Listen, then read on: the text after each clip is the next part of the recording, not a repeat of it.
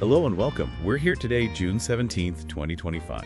Teachers from Academia BSB. Bringing you a special insight into, well, the art of language mastery.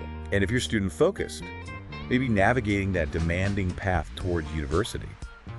Could be those storied public institutions in Brazil or, the esteemed Ivy League in the USA. Then you are, I'd say, precisely where you need to be. Exactly. Think of our English Conversations course as like your personal blueprint for fluency. It's meticulously designed to sharpen every single facet of your English comprehension, confident speaking. Putting grammar into practice. Right, and elevating that critical thinking. All the essential pieces you need to confidently step onto the B1 level runway of the CEFRL. And today we're doing something quite special. We're pulling back the curtain on the class notes from your recent T250 lesson, me, Riley, and Sophia. Consider this your exclusive backstage pass to understanding the method behind the mastery. We'll be exploring the material you covered, highlighting the standout moments, and revealing how it all connects. Because beneath the structure of verbs and the, let's say, texture of vocabulary, there's a really fascinating core theme woven throughout your studies this week. A theme that feels incredibly relevant to navigating the modern world. We're calling this exploration Existential Fabrics and Self-Care Schematics. It's all about understanding how language helps us discuss both our inner world and, our place in the external one. So let's begin tailoring this analysis. Okay, so first up, let's talk architecture, the foundational stuff. Nothing is more fundamental to talking about what exists or what will exist than the structure of there is, there are, and there will be. Oh, absolutely. It's like the basic framework for expressing reality, right? Mm-hmm. What's in the room, what happened yesterday, what's coming up. Exactly. It tells us what items populate a scene, what experiences were part of the past, or what events are, slated for the future. Your notes outline this beautifully. For the present, it's simple elegance. There is for singular or uncountable nouns. There are for plural. Yeah, like there is a cat or there are two cats. Straightforward. And in the past, the structure just adapts. There was for singular uncountable. There were for plural. There was a storm yesterday, recounting a past event. Or there were many cars on the street last night, describing a past scene. And looking forward, the future structure is so clean, so consistent. There will be, doesn't matter if it's singular, plural, countable, uncountable. Right. There will be meeting tomorrow, or there will be meetings soon. Yeah. Just forecasting the future landscape. What's really crucial for B1, though, isn't just stating things. It's asking questions and forming negatives. Exactly. The notes show the pattern. You just invert the subject and verb for questions. Instead of there are two cats, you ask. Are there two cats? Easy. And for quantity questions, you bring in how many or how much, then the noun, then the aorist will be, plus their structure. The examples are perfect. How many books are there in your house? You're asking about existence and quantity right there in that location. We're going back. Were there more contacts on your phone last year? Using the past tense, were there, to ask about a past quantity. And I love how the notes connect this. Like you might ask, did you go to a party?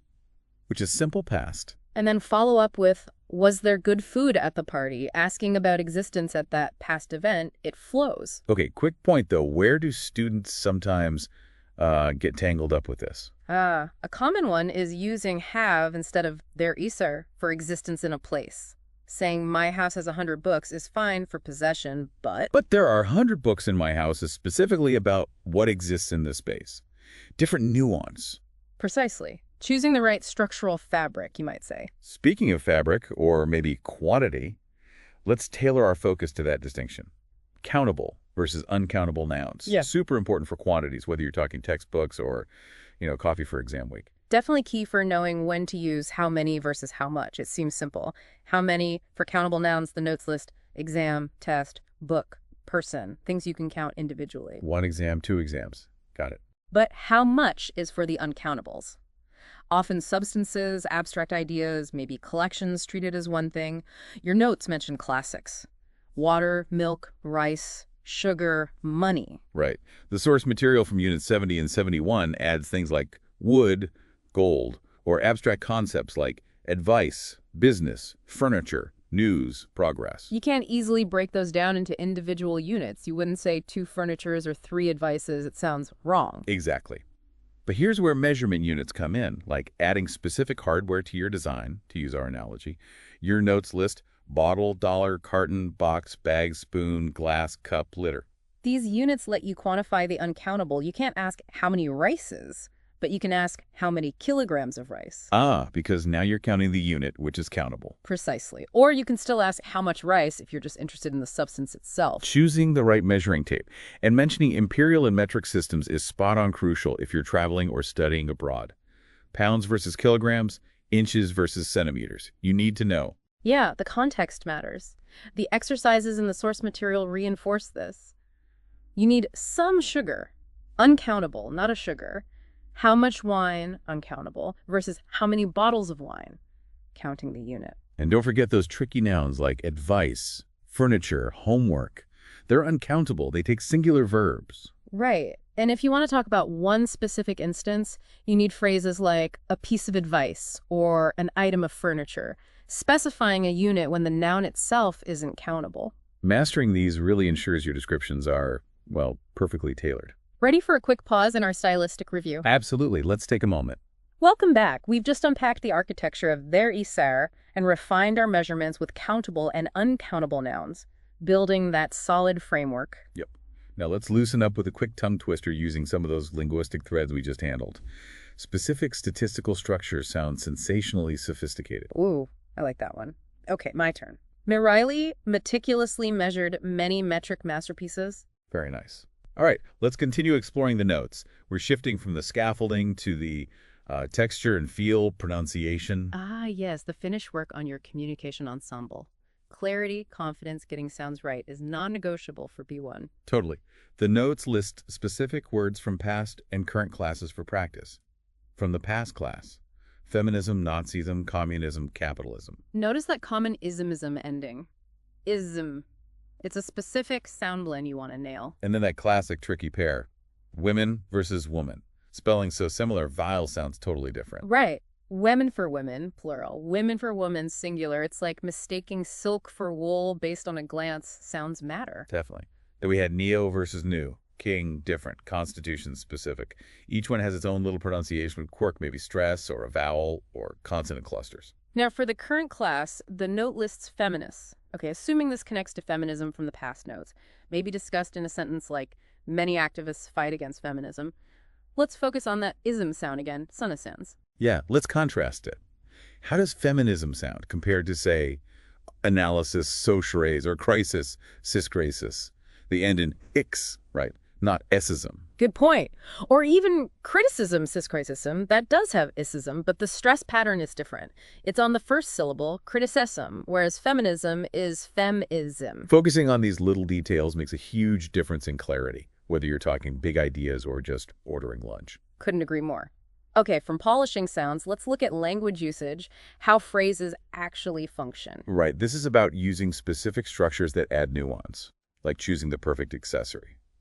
The notes highlight a super useful phrase. It does not depend only on me, and the structure, it depends on my. Oh, this is brilliant for expressing conditional reliance. You're saying the outcome isn't just on you, it's influenced by something else. Very diplomatic, very accurate. Adds a layer of sophistication, acknowledges things are connected. Let's try a quick role play. Okay, let's say we're planning this review session. All right. So can we cover both the writing section and the reading section really thoroughly next time? Well, it does not depend only on me. It depends on my ability to, synthesize the student notes efficiently and maybe on the complexity of the exercises we pick out. See? Perfect. Yeah. Clearly states reliance on other factors. Super useful for group work, projects, Yeah, anything collaborative. absolutely. Now, the notes also listed a section for idiomatic expressions. Yes. And learning idioms is essential for B1 and beyond. They're like cultural inside jokes or unique fashion trends only locals get. They add color, nuance, make you sound much more natural, a richer linguistic palette. Totally. But looking at the specific notes for this session, there weren't any actual idioms listed. Ah, okay. A space saved for future linguistic embellishments then. But the fact that the section exists in the template just underlines how important they are for well-rounded fluency. Agreed. They're the vintage pieces that make your English collection unique. Okay, shifting gears to vocabulary building. Expanding your lexicon, like acquiring new designers for your wardrobe. More words, more styles you can create. Love that. Okay, current class words. Trip X to travel. Key noun verb pair. Trip is the journey itself. A weekend trip, a business trip. And to travel is the action. I love to travel. Like distinguishing fashion show, noun, from to model, verb. Yes, comparison. Then Bible, Book of Christianity, specific noun, event, general term, to gain weight, useful verb phrase, and healthy, versatile adjective. All great additions to that comprehensive lexicon repertory the class stats track. And we also saw reinforcement of past vocabulary through exercises, like completing sentences with words like inequality, exploitation, discipline, explanation. And matching terms like heritage, depression, minimum wage, maternity leave, with definitions super important for discussing social issues, health, work. Plus choosing the best options, employers versus employees, discipline, generic, health impairment, using the right word in the right place. And that rewriting sentences exercise changing form, but keeping meaning. Like, the journalist writes news articles daily. Becoming something using the noun journal shows real command. Or changing she gained weight to she experienced weight gain, shifting from verb to noun phrase, great for varying sentence structure and writing. Excellent consolidation work there. All right, let's take another quick moment, reset our linguistic palette. A stylish interlude indeed. And we are back. We've covered vocabulary, practical language usage, noted the space for idioms, building that robust communication framework. Exactly. Now, one more tongue twister to keep those articulations sharp. Countless countable consultants crafted comprehensive collections. Whoa, that's a good one. Okay, how about the talented traveler tailored complicated constitutions? Nicely done. Let's move on to perhaps the most versatile grammatical form we've touched on, the past participle. Ah, the past participle, the shapeshifter in your grammatical wardrobe. Your notes mention forms like worked or sent. Right. For regular verbs, it's simple. Add -ed, same as the simple past. Work, worked. But the irregulars, that's where the real design challenge is. Totally. The notes mention a list forms like drive, driven, teach, taught, choose, chosen. They're unique, need memorizing. No shortcuts, just practice. And the uses are incredibly varied. First, super common at B1, they act as adjectives. Your notes highlight, he seemed very interested. Interested describes his feeling. This is key. That ed ending usually describes how someone feels bored, relaxed, tired, amazed, contrasted with ing, which describes how something is boring, relaxing, tiring, amazing. Exactly. A boring lecture makes you feel bored. A relaxing spa is relaxing. It makes you feel relaxed. Those adjective choice exercises nail this. I am so tiring. How do you feel? Oh, I am so tired. It was a tiring day. What was the day like? Tiring. It was a tiring day. Mastering this makes descriptions so much more precise. And the past participle is also crucial for passive forms, with be. The telescope was invented by Galileo Galilei. The telescope received the action. And of course, compound tenses. Present perfect, past perfect. He had worked with an insurance company that had worked past participle talking about an action before another past point. Or present perfect. I have visited many cities. Have plus past participle for experiences connected to now. Your notes also had that verb grouping exercise based on irregular past participle patterns, like the N ending, eaten, taken, or verbs where the form doesn't change much. Run, come. The goal there is pattern recognition, right? Yeah. Finding the families within the irregulars requires really studying that list. It's finding the patterns in the chaos. Okay, let's switch gears. How about exploring perspectives? Let's look at the reading section. Okay, two significant texts here. First, Reading 1, Caring for Our State of Mind by Omar Ashakanda from May 27, 2025. Let me read this. Reads text with enthusiasm. A very inward-looking piece. Now, Reading 2, The Ultimate Guide to Touching Grass by Katie Camero, May 8, 2025. My turn. Reads text with enthusiasm. Okay, so two really different takes on well-being here. I kind of lean towards the state of mind piece. Maybe it's thinking about the pressure Mireille and Sophia face with pre-med studies, that internal focus, managing stress from within, seems crucial. Self-care is an internal architecture project. Interesting. See, I'm drawn more to the touching grass vibe. As a traveler, I connect with that external experience, the tangible action. It feels more immediate.